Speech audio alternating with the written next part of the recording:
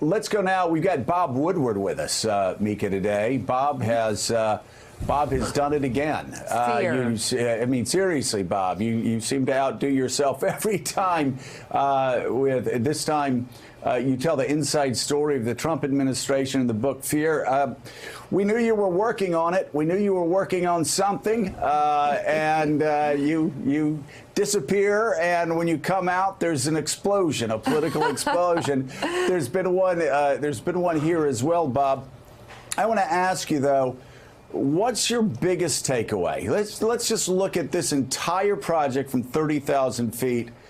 If you were trying to describe to somebody 30 years from now, a historian, what was the big idea with the Trump administration in its first 18 months? What would you say? One way to connect the dots on this, there's a war on truth that the president launches, and he just will not accept. It's not a matter of alternative data, but the information in the data and the conclusions of particularly national security experts in his own government and economic and financial experts. So in the course of this, people closest to him do not trust him. And the impulse-driven presidency is something the more people know, the more they realize we're at risk. You cut your journalistic investigative teeth, obviously, on the Nixon administration. Compare Richard Milhous Nixon's relationship with the truth to Donald J. Trump's. Well, Nixon was not a big believer in the truth, but as the tapes and the testimony in that investigation in the 70s established, he was a criminal president, breaking the law all the time, using the power of the presidency as an instrument of personal revenge to settle scores with enemies, real, perceived. In the case of Trump, there is the Mueller investigation, which clearly is important, but it's not ended, and we don't know whether they're going to come up with information that establishes criminality. But what I thought the vacuum here in the coverage of Trump was, first of all, excellent reporting by my newspaper, the Washington Post, the New York Times, Wall Street Journal, but the focus was not so much on the Mueller investigation. The question really is, how does Trump perform as president? And in the foreign policy areas, the handling of North Korea, Afghanistan, the Middle East, all of the immigration issues, all of the trade issues, I was able to excavate and find out actually what happened. And again, this is the pattern. He won't face what's real. Right. So before we get into the specifics of that, I still want to talk about Trump the man, because so many people have differing opinions on his fitness to be president, his mental fitness, his physical fitness. Let me start, though, by, again, let's focus on the truth. Let's focus on Donald Trump, the person. How is Donald Trump like Richard Nixon? How is Donald Trump different than Richard Nixon? Well, you know, each president, I've done books on now nine presidents, from Nixon to Trump. That's 20% of the presidents we've had in this country. And each one is different and unique. There are some similarities, there's some differences.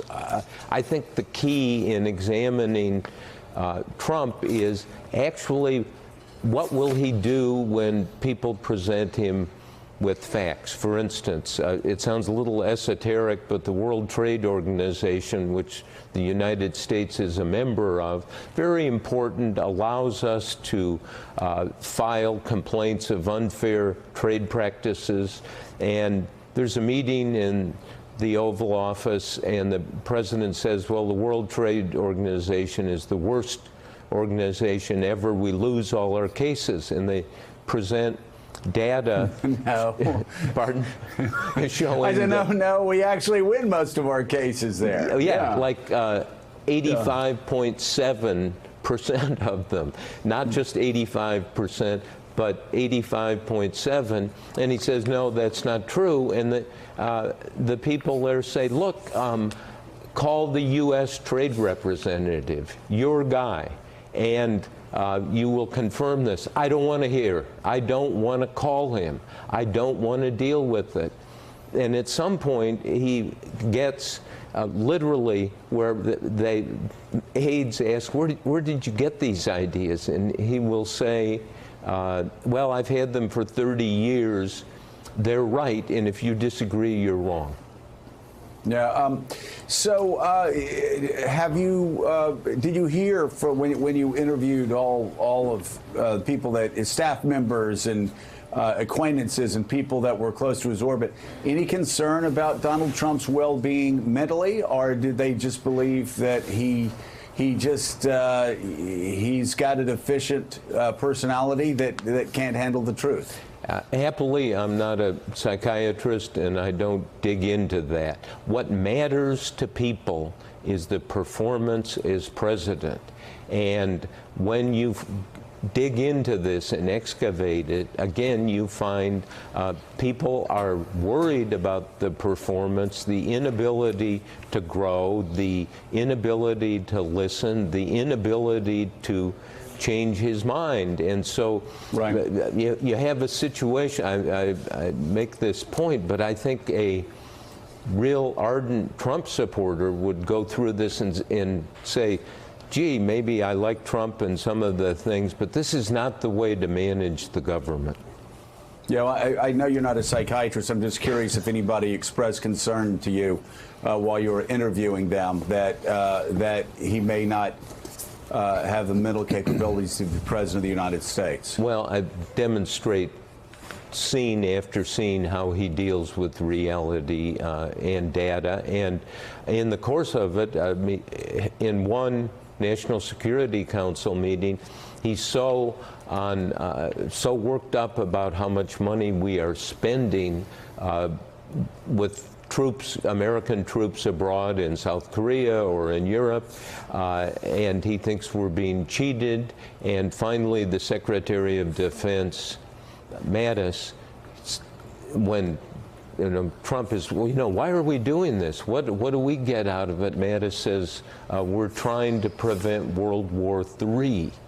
Because Mattis, at this point, is so frustrated, has to communicate and tell the president, and this is a year into office, this is not the first week, literally has to tell him, we're trying to prevent World War III. Now, can you imagine the secretaries of defense we've had, say Bob Gates, having to tell George W. Bush or Barack Obama that actually our job is to prevent World War III. They knew that. That's the core, probably the #1 responsibility of the president.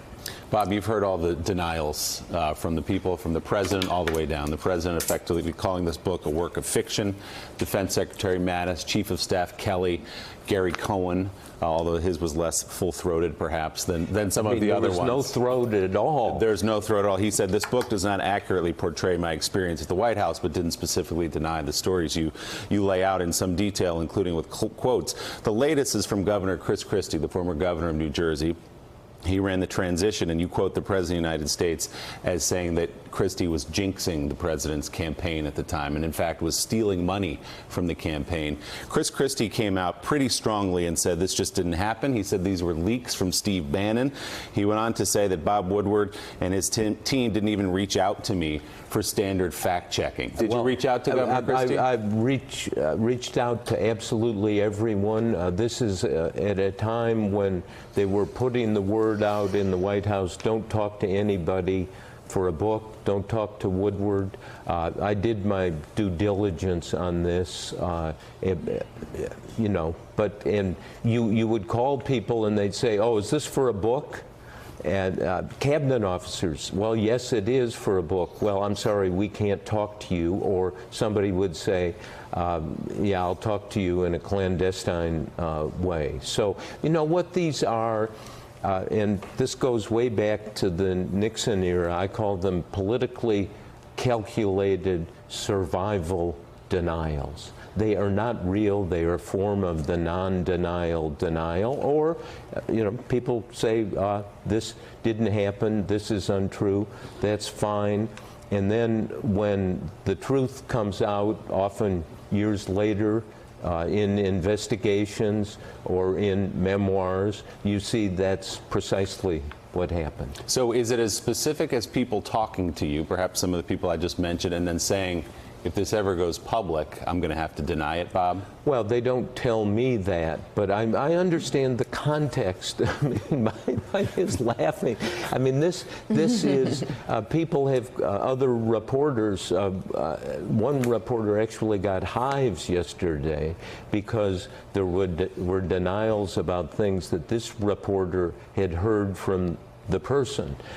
People told me, oh yeah, I heard so-and-so say that, but off the record. Well, when I did this, I was able to not take anything off the record. It was, people would, you know, in the 8th hour of a series of interviews say, I'd like to do this off the record. I'd say no. So it was on the record, just anonymous. Yeah, well, it's not anonymous. I mean, I know who it is. The situation is anonymous to the reader, though. Well, the source, but not the information. Right. That at 2 o'clock on Tuesday, July 17th, these people gathered in the White House, and this happened. The real portrait of something like this, it's not an abstraction. It is specifically what happened at what time, what's going on in the White House. But people can say what they want. Thank God for the First Amendment. I'm able to say what I found out. Bob, you've covered 9 presidents. You've written about all 9 presidents, some of them in books, most of them in the daily newspaper, the Washington Post. Have you ever heard of, been around, according to your reporting, someone so ill-equipped to hold the job of president as Donald Trump? Well, that is the judgment of people who work for him, who are the most, you know, the economic discussions, for instance, on at one point Trump says, well, let's print more money. We'll run the printing presses, and then we'll borrow money, and we'll make money as the federal government.